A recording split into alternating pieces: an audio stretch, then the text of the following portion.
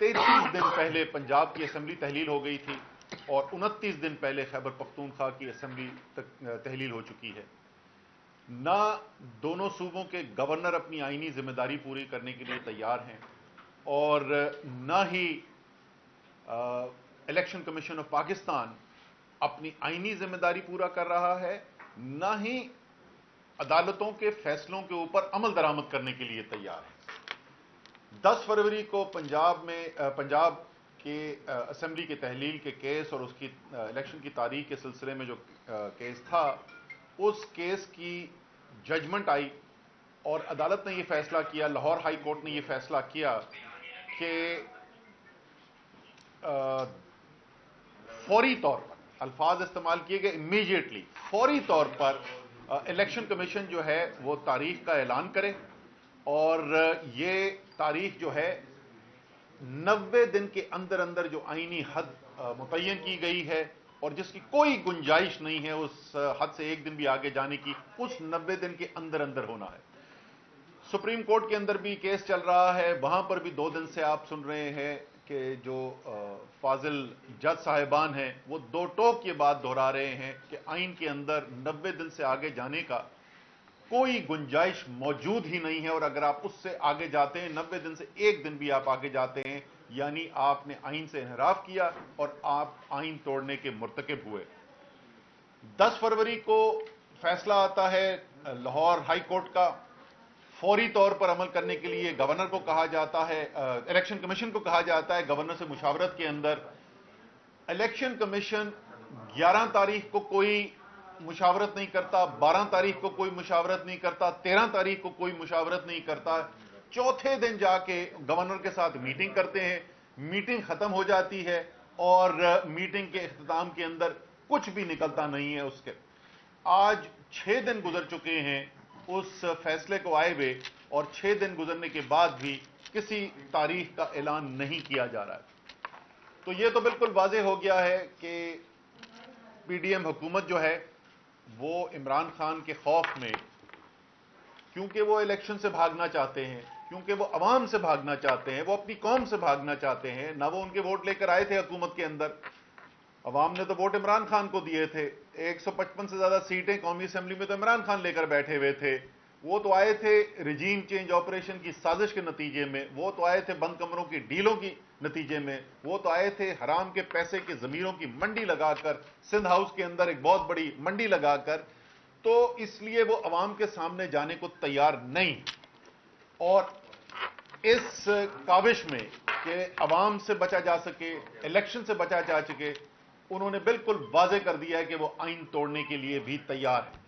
अब तहरीक इंसाफ जो है वो जमहूरियत में यकीन रखने वाली पार्टी, आइन में यकीन रखने वाली पार्टी, सारी इमरान खान की जद्दोजहद जो 1996 से, वो तमाम की तमाम जो है वो आइन और कानून के दायरे में रह के की गई है। तो अब हम बंदूकें उठा के तो उनके सर पे जाके खड़े होंगे नहीं। तो आईनी रास्ता निकालने के लिए ये लाहौर हाई कोर्ट के अंदर भी हमने इसका जिक्र किया था, हमारे वकील जनाब अली जफर साहब ने इसका जिक्र किया था कि 3 मुख्तलिफ तरीके हैं इस आईनी बहरान से निकलने के लिए। एक ये कि गवर्नर साहब अपना इख्तियार इस्तेमाल कर लें, जैसा कि आइन के अंदर लिखा हुआ है। अगर वो नहीं करते तो इलेक्शन कमीशन के पास ये जिम्मेदारी है, इलेक्शन कमीशन की जिम्मेदारी है इलेक्शन कराना, बरवक्त करवाना, तो इलेक्शन कमीशन ये कर सकता है। और तीसरा रास्ता ये है कि इलेक्शन एक्ट 2017 जो है उसकी क्लॉज, उसका आर्टिकल 57(1) जो है, उसके तहत सदर पाकिस्तान को ये इख्तियार हासिल है कि वो इलेक्शन की तारीख का ऐलान कर सकते हैं। क्योंकि गवर्नर साहिबान और इलेक्शन कमीशन अपनी आईनी जिम्मेदारी पूरी करने को तैयार नहीं है, इसलिए स्पीकर पंजाब असेंबली ने आज खत लिखा है जनाब सब्तैन खान साहब ने सदर पाकिस्तान को, और सदर पाकिस्तान को खत लिखा है उनकी हैसियत में पाकिस्तान के आईनी सरबराह की। पाकिस्तान के रियासत के सरबराह, हेड ऑफ स्टेट जो है वो सदर पाकिस्तान है और इलेक्शन कमीशन ऑफ पाकिस्तान जो है वो भी एक आईनी इदारा है, तो उसकी भी सरबराह जो है अल्टीमेटली सदर पाकिस्तान बनते हैं। गवर्नर साहिबान जो हैं वो तो नुमाइंदे होते हैं सदर पाकिस्तान के सूबों के अंदर। तो इसलिए क्योंकि उनके زیر سایہ جو ادارے ہیں اور جو افراد ہیں وہ اپنی آئینی ذمہ داری پوری نہیں کر رہے.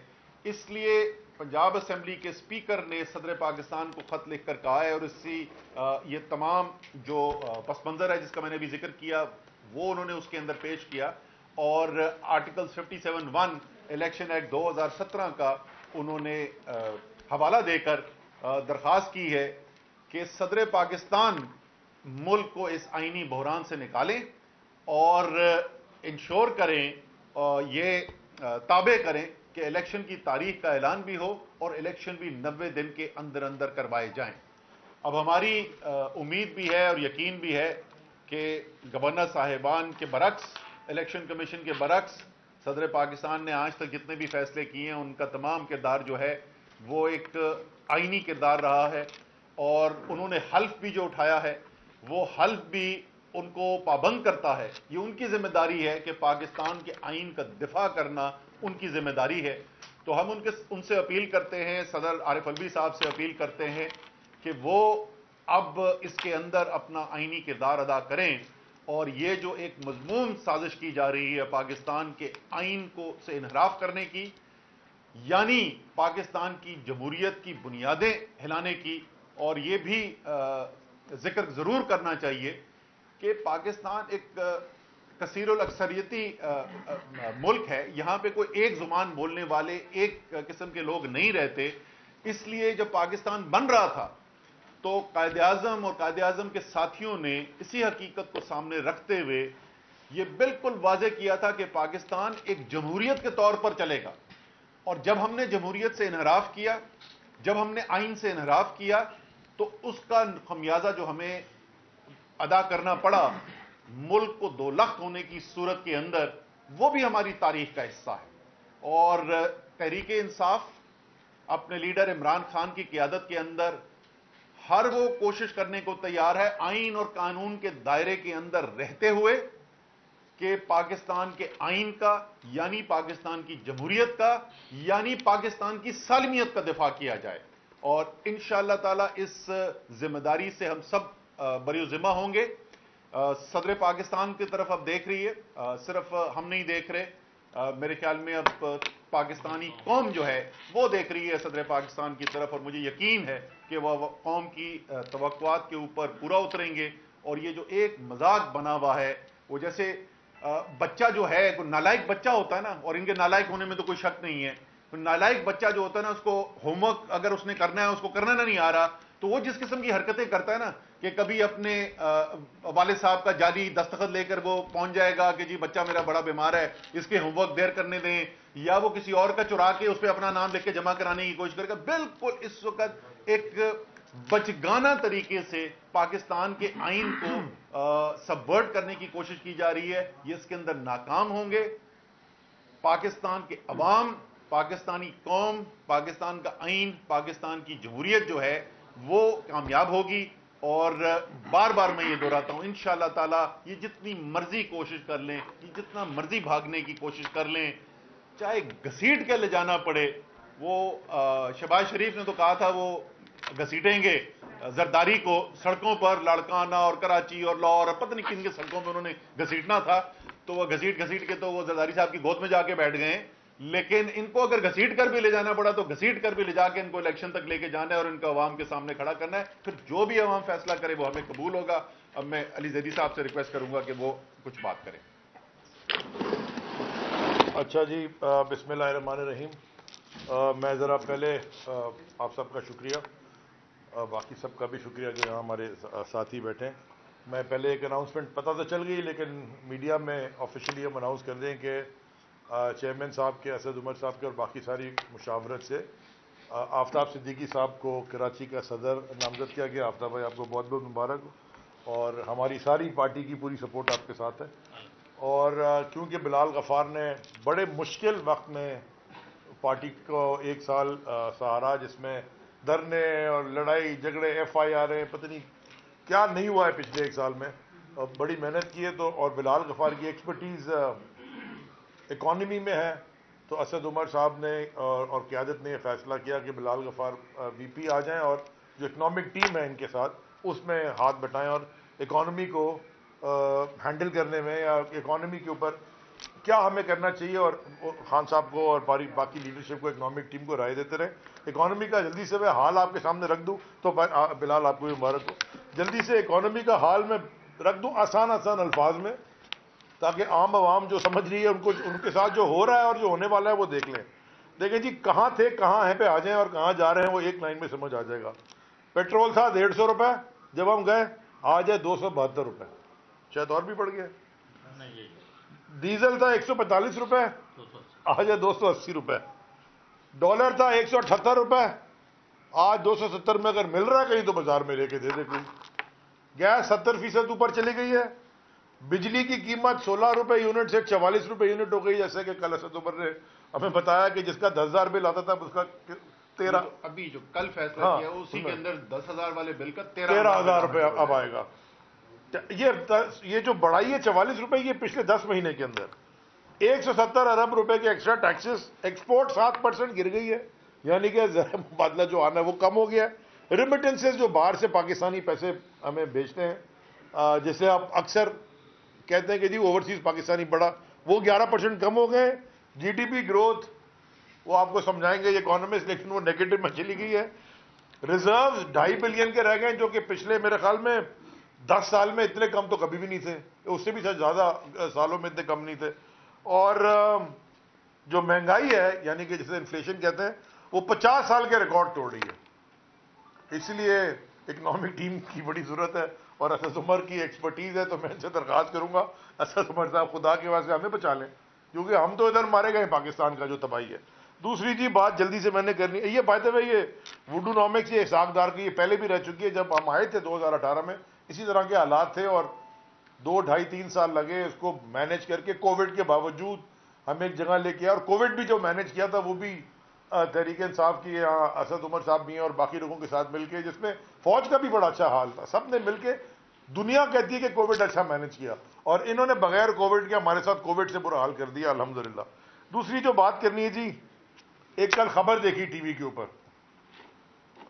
ہم کل لاہور سے جب رات کو آئے واپس، ہم نے خبر دیکھی کہ اساسینیشن اٹیمپٹ جو خان صاحب کے اوپر ہوئی تھی، اس کی ایک جے آئی ٹی بنی تھی، اور وہ جے آئی ٹی کہیں غائب ہو گئی ہے. یہ ٹی وی کے اوپر بریکنگ نیوز چل رہی تھی کہ جی وہ ریکارڈ جے آئی ٹی کے مسنگ ہیں، اور جو اینٹی کرپشن کے ایک سینئر آفیسر تھے جے آئی ٹی میں، وہ اور بھی ہائی پروفائل کیسز کی جے آئی ٹیز غائب ہو گئی ہیں. مجھے ذرا یہ بتائیں کہ یہ ملک میں اگر جے آئی ٹی بھی، اس لیے میں وہ زہر بلوچ، نثار مرائی اور وہ جے آئی ٹیوں کے پیچھے کورٹ سے نکلوانے گیا تھا، اس میں بھی یہ غائب تھی، لیکن اللہ کے شکر ہے وہ مل گئی. آخری بات جو میں کرنا چاہتا ہوں، ابھی ہم کیونکہ خان صاحب کے ساتھ ایک چھوٹی سی وہ اسپوکس پرسن کی میٹنگ میں تھے، جو خان صاحب کی بیل کا ایشو ہے، یعنی کہ ناظم جو کہ دبئی میں بیٹھ کے قتل میں بیل لے سکتا ہے. حمزہ اور شہباز اور اس کا والد، ان کے ایف آئی آر، جس دن انہوں نے ایف آئی اے میں پیش ہونا تھا وہ اوتھ لینے چلے گئے. اس کے کئی دن تک جب ایف آئی اے کی ڈیٹ آتی تھی وہ کہتے تھے آج ہماری کیبنٹ میٹنگ ہے. انہوں نے کیسز اپنے سارے فارغ کروا دیے، وہ ان کی ساری کیس معاف ہو گئے. اور جس شخص کے ٹانگ میں گولی لگی ہے اور ڈاکٹر کہہ رہے ہیں کہ ابھی وہ فٹ نہیں ہے اور ان کو ابھی ٹائم لگے گا، اور ان کو آپ بلا رہے ہیں کورٹ میں. دنیا کی تاریخ میں کوئی سلیکٹو جسٹس پہ یہ پسندیدہ، یعنی کہ اس کو پکڑ لو اس کو چھوڑ دو اپنی پسند سے، کوئی بھی سوسائٹی نے ترقی نہیں کی. میں عاجزانہ کورٹس کے ساتھ، سپریم کورٹ کے ساتھ، سارے ججز سے، عدلیہ سے ایک اپیل کرتا ہوں کہ اب سوال بھی پوچھ رہا ہوں کہ بھائی یہ 73 کے آئین پہ ہی چل رہے ہیں ہم، یا کوئی پیچھے انڈکلیئرڈ مارشل لا ہے، یا کوئی آئین نہیں ہے. جیسے کہ الیکشن کرانا ہے، وہ خط بھی لکھ دیا تو الیکشن نہیں کرانا چاہتے. یعنی کہ ہماری جو آئی ہیں آفتاب بھائی کی، اور ہماری جو ہمیں نیشنل اسمبلی سے نکالا 17 جنوری کی، انہوں نے کہا کہ جی ہم نے آپ کے استعفے قبول کر لیے اس دن سے، جس دن سے آپ نے دیے، یعنی کہ 11 اپریل سے. تو یہ بھی آئین کی خلاف ورزی ہے کہ 45 دن سے زیادہ آپ نے کسی حلقے کو بغیر اس کے الیکٹڈ نمائندے کے رکھا. وہ کوئی سوال پوچھنے والا ہے کہ نہیں ہے؟ تو عاجزانہ گزارش ہے سارے ججز سے کہ خدا کے واسطے ذرا کوئی ڈائریکشن تو دے دیں، کوئی قانونی ڈائریکشن نہیں دیتے. ملک کو ابھی تو جدھر مرضی جا رہا ہے، کوئی پوچھنے والا ہی نہیں ہے، اور جو یہ کر رہے ہیں ان کو کوئی پوچھنے والا نہیں ہے. اور آخری بات، جو خان صاحب نے آج خط لکھا ہے، प्रेसिडेंट आरिफ अलवी साहब को, क्योंकि जो पिछले चीफ थे उन्होंने उनकी कुछ बातें सामने आई हैं जर्नलिस्ट के थ्रू, जावेद चौधरी साहब ने इंकशाफात किए कोई अपनी गुफ्तगू से, और फिर एक और आफ्ताब इकबाल एंकर है, उन्होंने भी बड़ी डिटेल में बात की है। सब बातें छोड़ दें, मैं सिर्फ ये पूछना चाहता हूं कि किसी को भी रिकॉर्ड करना बगैर अदालत के परमिशन के, और खास तौर पे वुज़रा को और खास तौर पे प्राइम मिनिस्टर को, क्या ये दुनिया में कहीं ये निक्सन फारिग हो गया था अमेरिका जैसी जगह पे 60 की 1960s में? तो ये आपने इससे ज्यादा इलीगल क्या है कि आप रिकॉर्ड कर रहे थे और आप कह रहे हैं वहां पर रिकॉर्डिंग है? नहीं, कब तक ये टेप्स की आप धमकियां देंगे? इकोनॉमी तबाह, लोग भूख से मर रहे हैं, सोल्यूशन क्या है जी? इमरान खान के ऊपर अटैक कर दो, पीटीआई की लीडरशिप को थानों में भेज दो, एटीसी के कोर्टों में बुला लो, अरेस्ट कर लो और टेप रिकॉर्डिंग की धमकियां दो। भाई ले आओ ना टेप रिकॉर्ड एक दफा सामने सबके, जान छोड़ो, मुल्क तो ठीक कर दो। तो इस तरह अगर मुल्क ने चलाना है, ये मुल्क ने, मैं आपको अपना खतरा बता रहा हूं जाती, कि जिस तरह हम जा रहे हैं, क्योंकि मैं पोर्ट से में देखता था, मैं आपको ये बता रहा हूं कि यहाँ फूड राइट्स और फ्यूल राइट्स, यानी कि पेट्रोल के ये हो जाएंगे, क्योंकि आपके पास उस वक्त माल आ नहीं रहा, पोर्टों पे माल कंटेनर पे कंटेनर खड़े हैं, वो प्याज के कंटेनरों में दरख्त निकल के आ गए, वो प्याज के कंटेनर रिलीज हो रहे हैं, अंदर से दरख्त बन के उधर शायद निकल आएगा।